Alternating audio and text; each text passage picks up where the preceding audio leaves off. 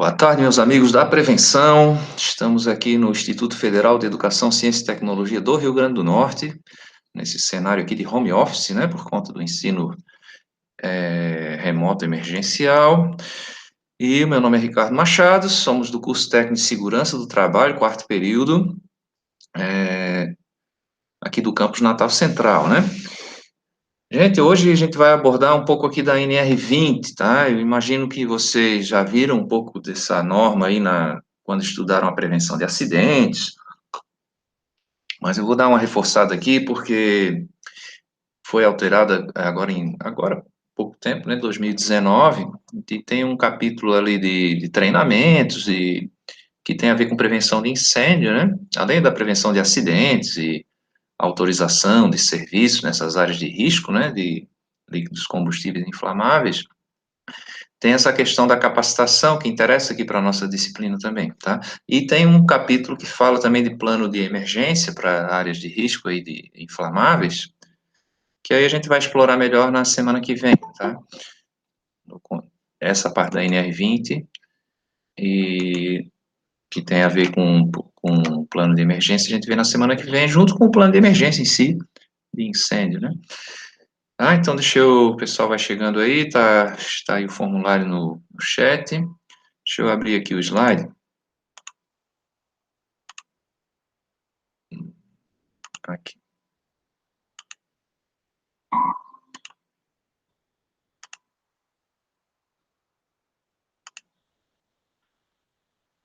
Pronto, deve estar abrindo aí para vocês. Pronto, fixou a imagem na tela principal, né? Gente, então a NR20, né, ela tratava, o tema dela era líquidos combustíveis inflamáveis, né, e ela foi alterada como várias NRs têm sido alteradas ao longo da história, mas assim, nesses últimos tempos a gente teve aí um enxugamento das NRs, né, e tinha até um viés mesmo de custo, sabe, de você reduzir o custo para a nação, então tinha uma ideia ali das comissões que estão reavaliando, de você diminuir esse impacto, né, que a segurança do trabalho tem no custo. Eu não concordo muito, porque eu não vejo a segurança como custo, vejo como investimento, mas a gente tem mesmo que ir evoluindo normas e criando novos dispositivos e enxugando aquilo que a gente chama de letra morta, né, ou criando dispositivos para tirar essa letra morta do papel e realmente implantar. Então, é claro que nessas comissões a gente tem um pessoal específico da área, como toda comissão tripartite, paritária, né, vai ter representantes do governo, representantes da indústria, daquele segmento, né, e também representantes dos trabalhadores. Tá? Então, esse é o modelo mesmo nosso de elaboração de normas regulamentadoras. Né? Vocês podem fazer parte algum dia de alguma representação dessas aí na elaboração de uma ANR. Né? Tá? Então, claro que aqui tem um peso forte a indústria do petróleo, né, de refinarias, de transporte, distribuição de combustíveis, tem um peso forte a questão patronal e também os sindicatos de trabalhadores, né, e o governo, a princípio, é para fazer esse balizamento aí entre capital e trabalho, e por isso que a gente chama de comissão tripartite paritária, né. E eu vou apresentar para vocês essas alterações aí, o escopo, né, da NR20. Vocês viram já, acredito, como tinha falado no início aí, vocês já viram a NR20 em algumas outras disciplinas, quando a gente fala, talvez lá o professor Kleber, lá em controle de perdas, né, tenha falado, então tem muito a ver aqui com segurança contra acidente, né. Tá chegando aqui o Jesus, só um pouquinho, deixa eu aceitar ele. Quem chegou agora, tá aí o chat, o link aí no chat, tá? Então, gente, estamos falando da NR20, segurança e saúde no trabalho com inflamáveis e combustíveis. Se vocês verem alguém falando assim, ó, segurança do trabalhador, com certeza é alguém que representa a força de trabalho, os trabalhadores. Né? Quando a gente vê alguém falando em trabalho, normalmente é alguém que está representando aí a classe patronal, tá? Mas isso é só uma observação mais geral, né? O fato é que trabalho seguro, vida saudável.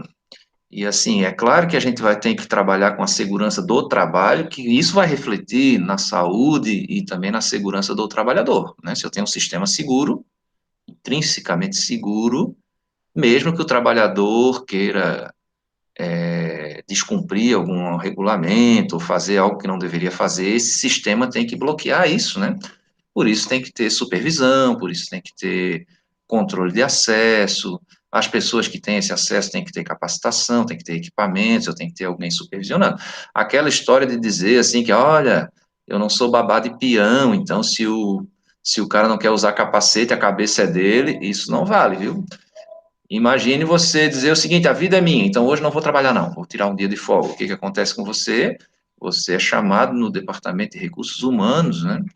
E é desligado da empresa. Então, assim, se tem alguém que não quer usar o EPI, se tem alguém que não tá, que está se sentindo mal e pode ter um mal súbito no trabalho e ninguém percebeu, é porque a empresa não percebeu, né? Então, assim, a gente tem que ter mecanismos de supervisão, de controle, de acesso.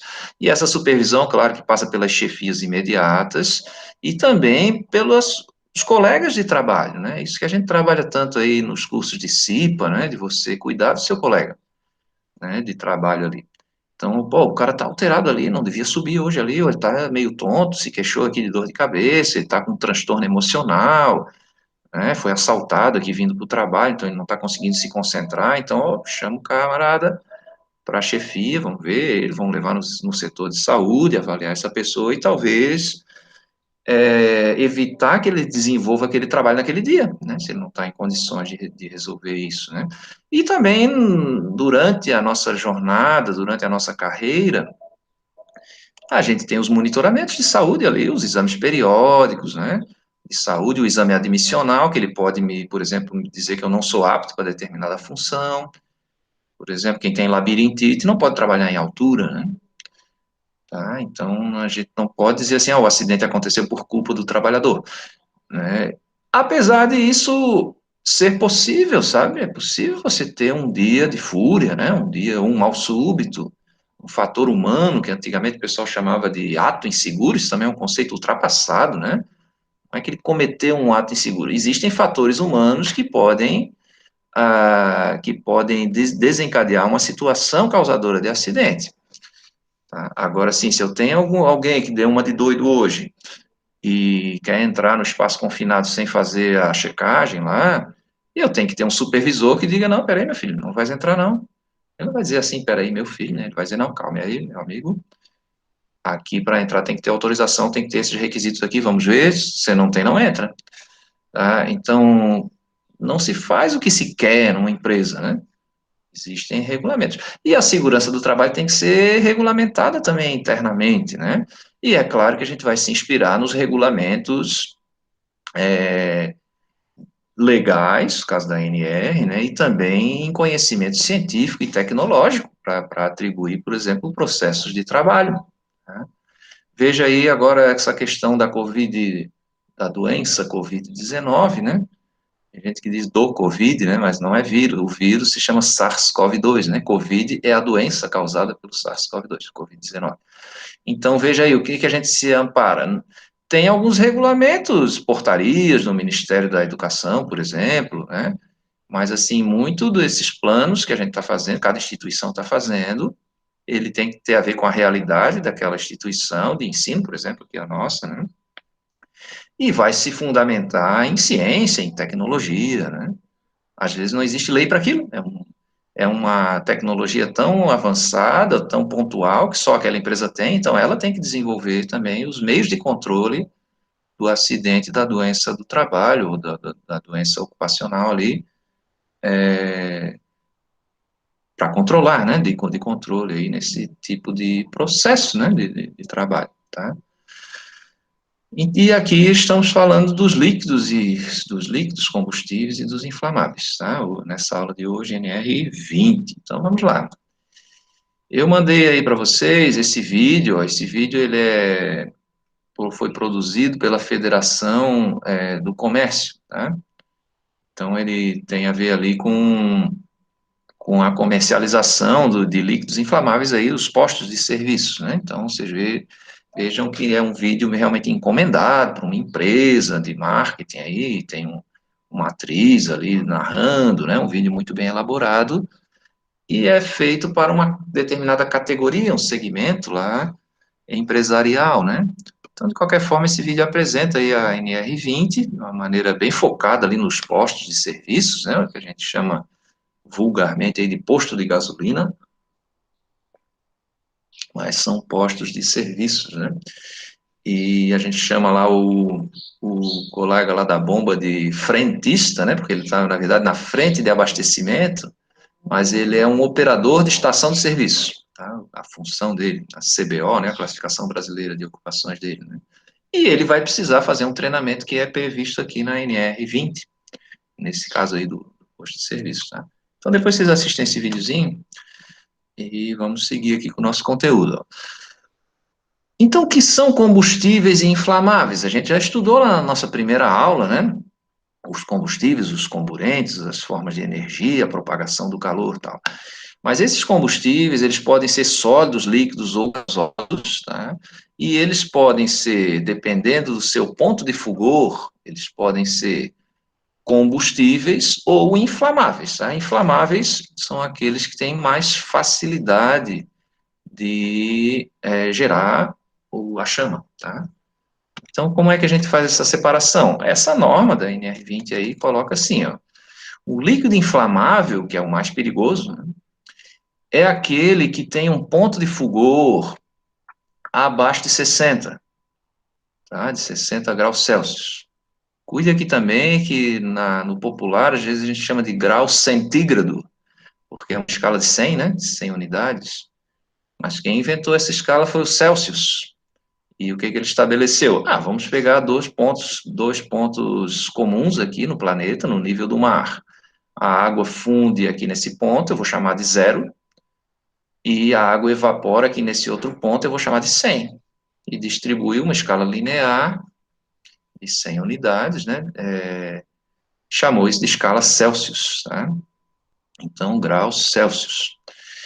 E aqui também, gente, se eu tiver um combustível, por exemplo, o seu ponto de fulgor é 80 graus Celsius, mas eu estou operando com ele a 80 graus por algum motivo, estou transportando ele, fazendo um invase nele, eu tenho lá uma carga solar, alguma coisa, uma carga de máquina lá, que eu tenho essa temperatura acima do ponto de fulgor, aí ele é considerado inflamável, tá? Mesmo por conceito ele tendo um ponto de fulgor superior aqui a 60 graus Celsius. Mas se eu estou operando com ele acima do ponto de fulgor, ele é considerado inflamável. Olha só, a gasolina, ela é 37 graus negativos, né? 37 graus Celsius o ponto de fulgor. Então, como a gente trabalha com a gasolina aqui na temperatura ambiente, 28, 27 graus Celsius, né? Ele está muito acima do ponto de fulgor. Né? Mas mesmo assim, se eu pudesse resfriar a gasolina a 0 grau, por exemplo, ainda seria um inflamável, porque ela tem um ponto de fulgor na pressão atmosférica, né, de 37 negativos. Né? Então, o óleo diesel vai ser um pouco mais alto, chega próximo de 40 graus, 38, 40 graus Celsius, também é inflamável. Tá? E os inflamáveis, claro, são os gases inflamáveis, né, são aqueles que inflamam a 20 graus Celsius e uma atmosfera, são as famosas com CNTP, condições normais de temperatura e pressão, tá? 20 graus Celsius, uma atmosfera, que é o equivalente a 1 kg por centímetro quadrado de pressão. Tá? Que gases podem ser esses? O hidrogênio, o metano, o butano propano, aí, que é o gás de cozinha, o GLP, né? Que a gente já conversou. Então, são também gases e nos preocupam aqui. E os líquidos combustíveis, essa norma não vai tratar dos sólidos combustíveis, vai tratar dos líquidos, aqueles que têm esse ponto de fulgor entre 60 e 93. Tá? E se eu tiver um líquido que vai queimar acima de 93, é possível também, mas a gente não considera ele como líquido combustível. Por exemplo, vou contar para vocês uma historinha do começo da minha carreira, vou contar aqui meus segredos, né? Eu resolvi fazer um treinamento de incêndio, sabe? começo da carreira, lá em 1900 e plano real ali, 1994. E aí tinha uma ideia lá do pessoal da manutenção da empresa de que o óleo queimado era bom para isso. Você pode queimar, já é um óleo queimado, né? E eu meio iludido ali, né, jovem ainda, como vocês ainda, no começo de carreira, fui lá no setor, me deram lá um balde com uns 10 litros de óleo queimado, esse óleo lubrificante que a gente usa aí tem que trocar, tá? Acho que os caras queriam se livrar do óleo, vieram com essa conversa por cima de mim, né? O negócio não pega fogo, pô. Tentava de tudo, joga o fósforo, o bicho apaga, bota ali, faz uma fogueirinha de papel ali, não acende. E aí, pô, aí, claro, né, a gente apelou pra ignorância ali, misturou uma gasolina ali no negócio, tocou fogo na gasolina e funcionou. Deu uma fumaceira nojenta, né? E por que desse fenômeno? Porque o óleo lubrificante, ele é projetado para resistir à temperatura elevada. Se lembre que dentro de um motor, né, um motor aí de combustão interna, eu vou ter na câmara de óleo, que é abaixo da câmara de combustão, facilmente ali uma temperatura de 100 graus Celsius, né? Até mais, né? E a gente procura refrigerar isso para o motor não fundir, não chegar na temperatura de fusão ali do metal, do bloco do motor, dos pistões. A gente faz essa parte que envolve a câmara de combustão, faz essa parte envolta em água e faz um sistema de circulação dessa água para resfriar o motor, né? Os motores refrigerados a água, tá? Existem também motores refrigerados a ar, como é o motor da moto, o motor aí do Volkswagen, aí, do Fusca, né? Refrigerado a ar também, tá? Inclusive, estava vendo aqui a história do automóvel, o primeiro motor foi refrigerado a água, já se teve essa ideia, né? E sabe que quem popularizou, quem deu o primeiro golpe de marketing para o sucesso dos automóveis foi a esposa do inventor lá, do cara que fez a primeira registro de patentes, né, que era o Benz, depois virou a empresa Mercedes-Benz, né?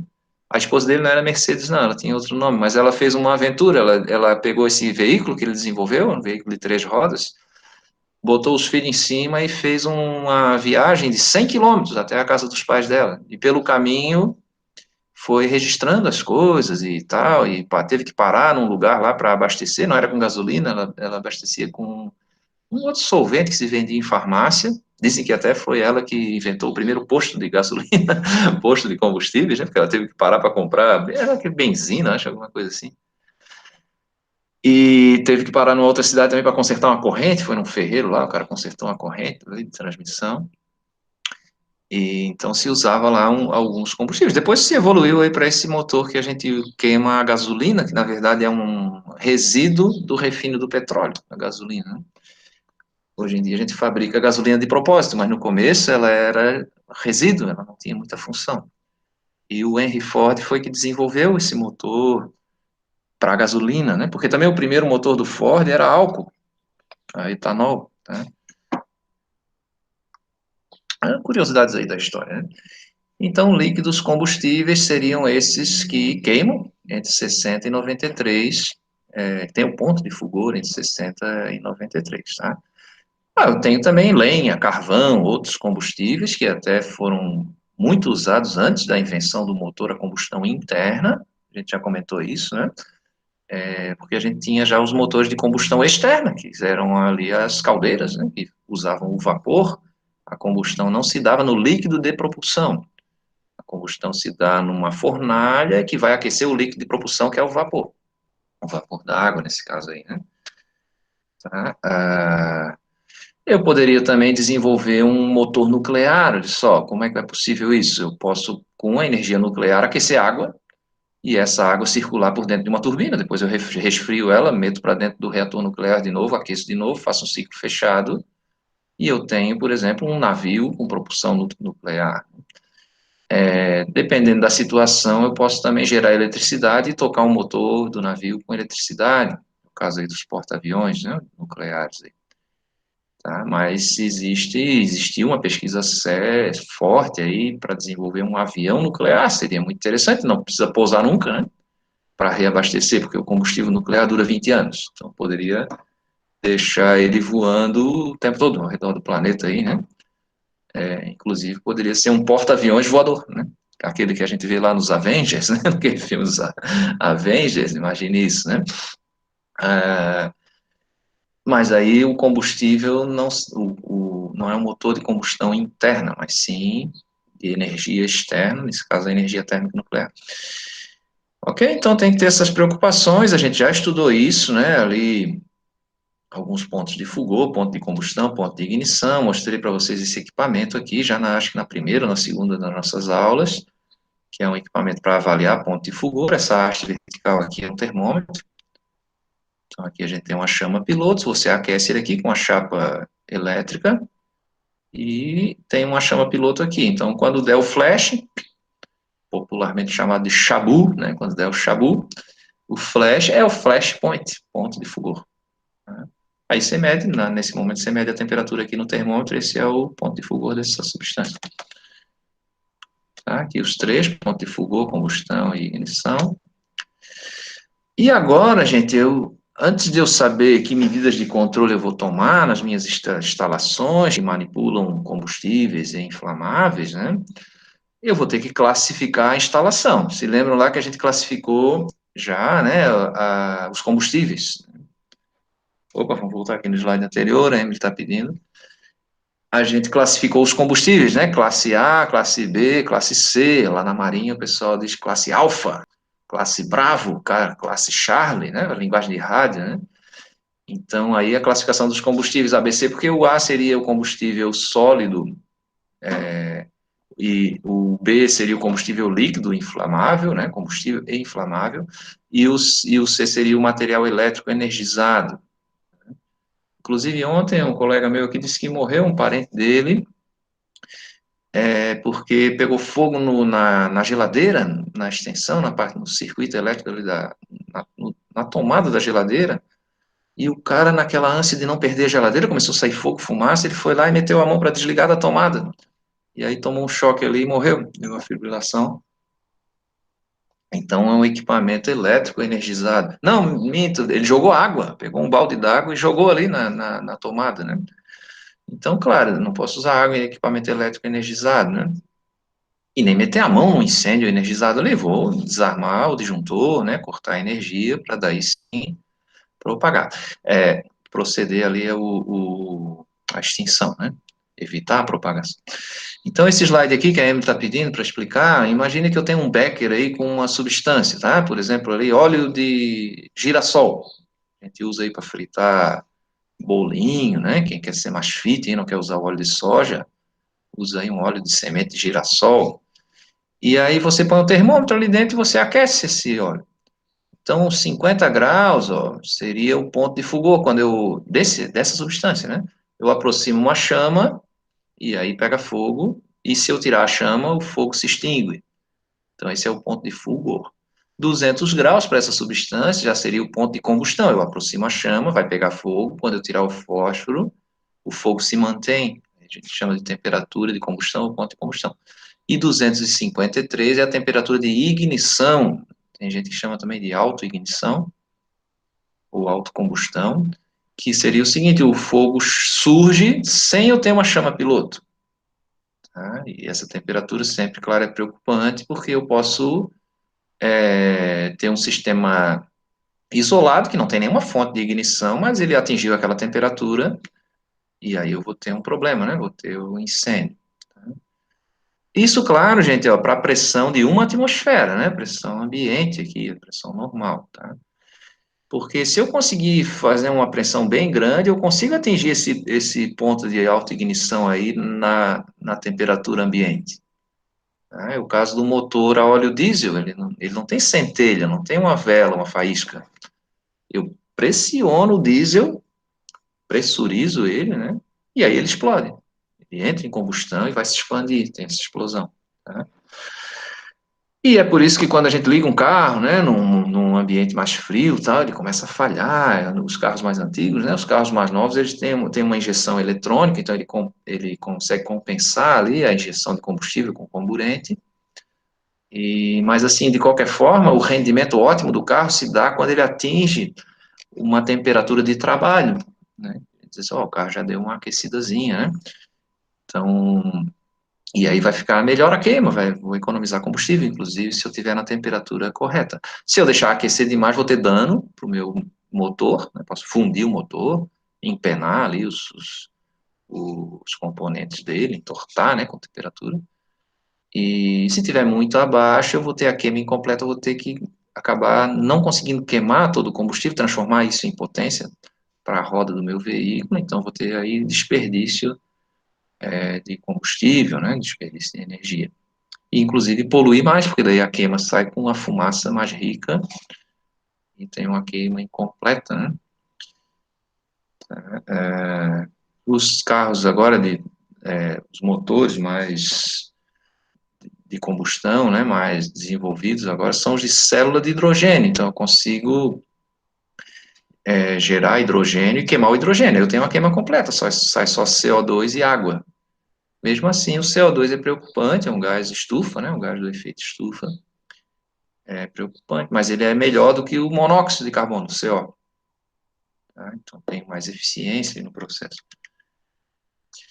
Pronto, então aqui agora eu tenho que classificar. Por que que a gente classifica as coisas? Por exemplo, classe alta, classe média, classe baixa, classe pobre alta, o cara que é desclassificado, é um marginal, quer dizer, ele vive à margem da sociedade, não quer dizer que ele seja bandido, né, mas ele está à margem, né, não tem renda, não tem uma colocação aí social, né? Por que que se faz isso, né?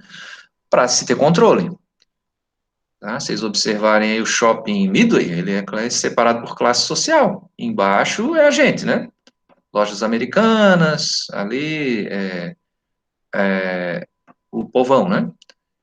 Lá no último andar, classe A, né? O pessoal mais rico, que vai comprar lá uma caneta Montblanc, né? De R$ 2.000, que tem produtos mais caros, né? Por que que o shopping fez isso? Primeiro, a questão comercial mesmo, para eu ter um público mais adequado para aquele tipo de loja, né? Segundo, por prevenção de desperdício de energia, porque se eu botar os pobres no andar de cima, a gente, né? Que é aqui classe pobre alta, né? A pessoa que já tem um carro próprio já não é classe pobre, é classe pobre alta. Se tiver carro e casa, já é média baixa, né? Então, se a gente botar todos os pobres lá em cima, inclusive eu, vou gastar mais energia com ar-condicionado, com escada rolante, né? Porque a escada rolante ela está sempre funcionando, mas se tiver cheio de pobre, ou cheio de pessoas, pobres ou ricos, seja lá, até cheio de rico é mais gasto ainda, porque o rico é mais gordinho, né? Então, claro, se evita isso. E outra vantagem aqui para a gente é a prevenção de incêndio, porque se eu tiver a maior população no andar terra, é mais fácil eu abandonar o shopping. Tá?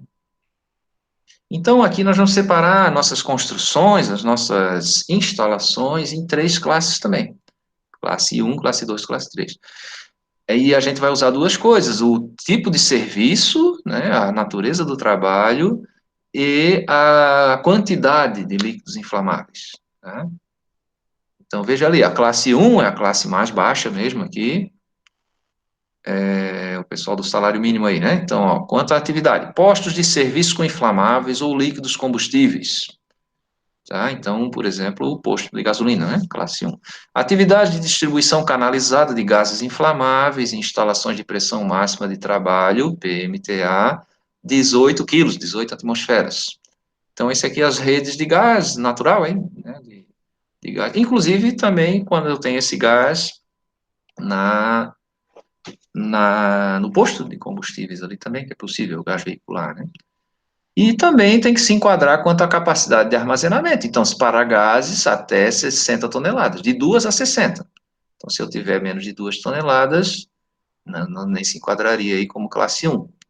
Tá? Por exemplo, é um mercadinho da esquina que vende gás de cozinha em botijão. Tem menos de 2 toneladas ali, ele não é uma instalação classe 1. Tá? E se ele tem líquidos inflamáveis ou combustíveis, tá? A maioria vão ser de inflamáveis, gasolina, álcool, combustível e óleo diesel, né? Acima de 10 metros cúbicos, 10.000 litros, né? Até 5.000 metros cúbicos, que é a grande maioria dos postos de serviços aí que a gente tem nas cidades, tá? Então, classe 1. Por que que isso é importante? Porque aqui vai me dizer como é o plano de controle de manutenção, quais são os treinamentos que os funcionários têm que ter, para essa categoria, né? É claro que quanto maior a classe, nesse caso aqui, quanto maior a classe, mais perigoso, né? Maiores vão ser os controles também. Então, classe 2 seria aqui as engarrafadoras de gases inflamáveis. Né? Atividades também de transportes dutoviários, né? Então, tem ali uma tubulação, né? De líquidos inflamáveis e combustíveis, e também dutoviários, né? E também as atividades de distribuição com pressão máxima, né? De 18, a classe 2. Mas aí, para ser classe 2, porque isso aqui também tem lá na classe 1, né? Eu tenho que ter uma quantidade, né? Uma capacidade de armazenamento para gases entre 60 e 600 toneladas aqui, tá? E para líquidos entre 5.000 e 50.000 metros cúbicos. Vejam que aqui na classe 1 também tem ali gases inflamáveis, né? Também tem lá, ali, desculpe, a atividade de distribuição de gases inflamáveis nessa pressão de 18 quilos, né? Mas aqui eu tenho que enquadrar também pelo volume, nesse caso aí pelo peso, né? Do gás, pela massa do gás. 60 ali a 600 toneladas. E o classe 3 aqui é o mais perigoso, né? Deixa eu aceitar aqui a Maria das Graças, colocar ali o link da chamada no chat. Aí agora aqui sim, né, a instalação mais perigosa aqui. Então, refinarias, unidades de processamento do gás natural, tá, onde eu estou, por exemplo, filtrando esse gás, fazendo alguma operação, instalações das petroquímicas, as instalações de armazenamento e processamento de químicos, do petróleo, derivados de petróleo, né? Usinas de fabricação do etanol, essas usinas normalmente fabricam também açúcar, tá? E é interessante, a gente tem algumas aqui no Rio Grande do Norte, né? Eu conheço aqui essa perto de Goianinha, ali no município de Ares. Ela é do grupo Luiz Dreyfus, né? A usina, eu me esqueci o nome da usina. O grupo Luiz Dreyfus, usina Estivas. E o que eles têm lá de interessante, né? Eles têm 3.000 funcionários na parte agrícola e 3.000 funcionários na usina.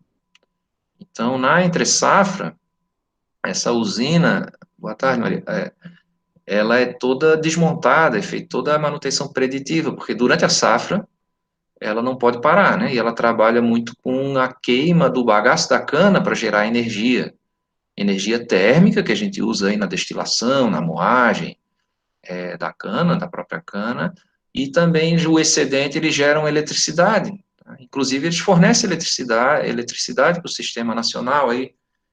Quando vocês ouvem falar assim de usina de biomassa, uma delas é essa usina que usa o bagaço da cana, né, para produzir eletricidade, tá? E claro que ali, como eu estou produzindo além do açúcar, o álcool, e esse preço também depende muito do mercado internacional, porque assim, se o preço do açúcar sobe para exportação, o cara para de fabricar álcool, fabrica mais açúcar. E vice-versa, quando não compensa um ou outro, né? Então, vai sendo regulado pelo mercado, né? Botar o link de novo para a Maria ali no chat, pronto. É bem interessante o processo de trabalho aí da usina Estilos. Eles têm muitos espaços confinados lá, essas caldeiras aí de queima fornalhas de queima do bagaço da cana, elas têm que passar por manutenção, né, durante a entre-safra, isso ali é um espaço confinado, então tem que ter todo um controle de acesso, e vários outros espaços também, que eles têm lá, que alguns têm atmosfera explosiva, outros têm atmosfera tóxica. Então você deve ter estudado isso aí com o professor Pedro Câncio, meu amigo aqui, né, os espaços confinados, né. Então, lá seria também uma classe 3, é uma usina. Então, feita essa classe 1, quem chegou agora não viu, né? Classe 2 e classe 3, para as instalações de que operam com combustíveis líquidos e inflamáveis, combustíveis líquidos e inflamáveis, líquidos, combustíveis e inflamáveis, né? Classe 1, 2 ou 3, quanto maior a classe, maior o risco, né? E aí, maiores as medidas de controle também, né? No caso dos postos de serviços, né, a gente sempre prefere usar o tanque aqui subterrâneo, tá? Por que disso, né? Primeiro porque economiza espaço, eu posso transitar com um veículo aqui por cima desse tanque, e é isso mesmo que vocês fazem quando entram num posto de combustíveis, né? Para abastecer esse tanque, você isola a área lá, bota uns cones, o caminhão isola ali e abastece, né? Se vocês observarem, todos esses tanques têm um suspiro, uma tubulação que vai sair, a gente pensa que são os mastros de bandeira, né? Assim, são suspiros, tem ali uma canopla virada para baixo, para sair o vapor daqui de dentro desse tanque, né? Não ficar pressurizado com o vapor de combustível, né? E aqui eu tenho um problema, porque como é um tanque subterrâneo, ele pode vazar sem eu detectar esse vazamento. E aí vai infiltrar para o lençol freático, poluir a água daquela região. Aqui em Natal, por exemplo, que a maioria da nossa água é obtida por poços, né, artesianos, então isso é um problema. Inclusive o Ministério Público encampou aí uma campanha do selo verde para os postos de combustíveis e começou a fazer acordos de cooperação, termos de ajuste de conduta, né, com os postos para obrigar eles a testar e trocar esses tanques, né, que os tanques antigos eles não tinham a tecnologia que os mais recentes têm, que é esse aqui, né? Você tem várias camadas para isolar do solo e evitar a corrosão, né? E como é que eu sei que esse tanque está vazando? A gente faz um ensaio de pressão, você pressuriza ele com um gás incombustível, normalmente ali o nitrogênio, pressuriza ele pela boca, né? Fecha lá a saída do suspiro, né? E aí você observa no manômetro se a pressão está caindo. Se a pressão cair, é porque tem um vazamento. E aí você vai ter que condenar esse tanque. Aí tem uns critérios, umas fatores de tolerância ali, para você condenar o tanque e tirar. É muito mais seguro para incêndio um tanque subterrâneo, tá? Se lembre que o líquido combustível, ele queima na superfície. E se aumentar essa superfície, aumenta a queima. Então, você ter ele subterrâneo, eu tenho menos oxigênio, eu tenho menos chance de espalhamento desse líquido também. Tenho menos chance de colisão, por exemplo, um caminhão dá uma ré e bate num tanque desse, aí vaza para a superfície ali, vai para o esgoto, né, a superfície ali do posto de combustíveis. Né. Eu também tenho que ter dispositivos de controle de vazamento no abastecimento, por exemplo, o veículo pode estar com o tanque furado, pode transbordar ali na bomba, o cara pode acionar a bomba, o gatilho da bomba sem estar na boca do tanque.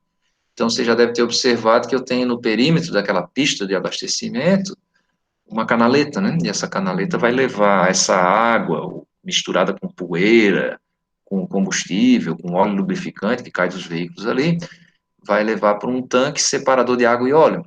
Então, aí eu mando a água para o sistema de água pluvial, que ela está separada, e recolho esse óleo como substância perigosa, né? Como lixo químico aí.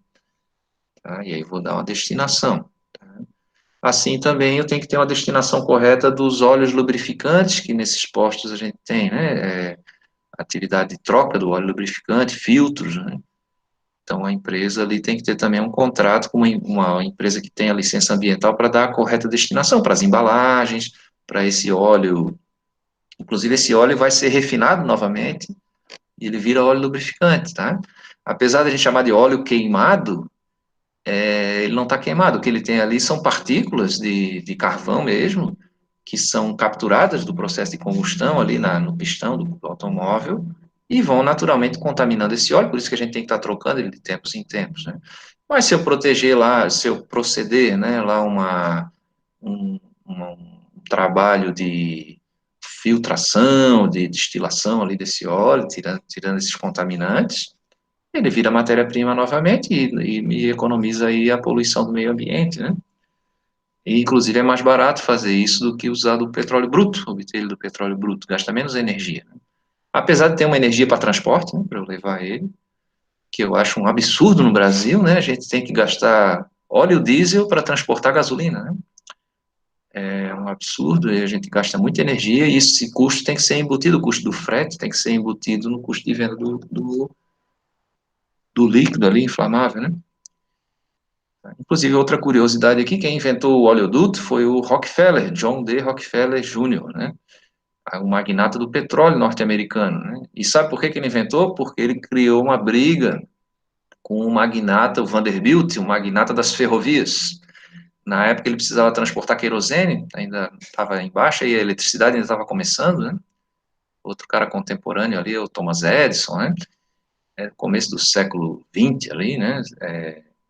100 anos atrás aí, foi muito efervescente, assim, em termos de tecnologia e tal. E o Rockefeller pagava um frete, e o cara que era dono das ferrovias, a grande maioria das malhas ferroviárias ali, era o Vanderbilt. E aí ele, para fugir disso, ele inventou o oleoduto, né? Comprou terras lá e passou grandes tubulações para transportar de uma cidade para outra, e claro que aí tinha que criar também instalações de armazenamento intermediário, né? E aí, olha só, quando surgiu a eletricidade, ele se viu ameaçado, porque daí ninguém mais queria comprar querosene, né? Pelo menos nos centros urbanos. Ninguém mais queria ter um lampião de querosene. Você acordar e tirar a fuligem do nariz, assim, de mais cedo, né? Então ele viu que estava avançando a eletricidade, chamou lá o. E estava avançando também os veículos automotores, começo do século XX, ali, 1905, 1910, ali. Então ele chamou o Ford e pediu para o Ford projetar um veículo para usar a gasolina, que era a nafta lá, o resíduo do refino do querosene. E o Ford, que já era nessa época um jovem brilhante, ele tinha ganhado uma grande competição de automóveis sempre foi muito boa para desenvolver tecnologia, né? E, e aí teve essa coisa no motor de combustão interna, né? Que mudou um pouco alguns problemas, né? Nessa época, o problema lá em Paris era o cocô de cavalo, porque tinha muitas carruagens, teve que fazer um problema ambiental, né? Uma lei para obrigar as pessoas a botar uma sacola na bunda do cavalo, para não sujar a cidade, e aí a gente substituiu isso por fumaça, né? Trocou uma poluição por outra, né? E agora espero que a gente dê também mais um salto tecnológico aí para evoluir e reduzir essas emissões, né? Não só trocá-las de lugar, né? Mas reduzir essas emissões, realmente, né? Ok, então faltam 2 minutos aqui para o intervalo, gente. Vou parar essa apresentação, que agora a gente vai falar depois do intervalo sobre os treinamentos, tá? Deixa eu parar aqui e fazer só um aviso geral para vocês aqui. Temos 2 minutos. Eu hoje dei uma repassada ali naquelas atividades do primeiro bimestre, tá? Das 5 primeiras semanas. E algumas pessoas atualizaram ali, fizeram as tarefas que faltaram, então já coloquei no Swap, dê uma olhada aí, você que estava com nota baixa ou faltando alguma nota. E quem quiser o relatório individual, para saber, tem que ser a atividade número 10, a atividade número 12 que eu não fiz, me peça no privado que eu mando o resuminho ali da planilha do Excel só com as suas notas, tá? Sim, a Emily está pedindo os slides, já coloco aqui no grupo do Zap, tá? E agora eu estou começando a botar em dia as notas do segundo bimestre, então quem não fez ainda faça. Ainda vou manter as atividades do primeiro bimestre abertas, mas se lembre que semana que vem acaba, né?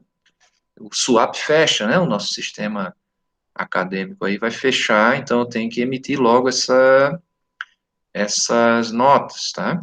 E fechar esse diário. Então vamos colocando em dia, que até o final da semana que vem a gente tem que ter já.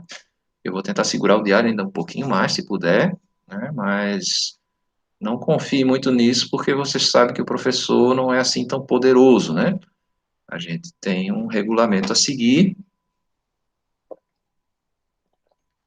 E além de vocês 30 aqui que estão me fiscalizando, eu tenho também diretor de coordenador de curso, né, professora Daniele, tenho o diretor de diretoria, professor Alexandre, tenho o Ministério Público, tenho a Controladoria Geral da União, tenho várias entidades aí que nos fiscalizam, o Ministério da Educação, né?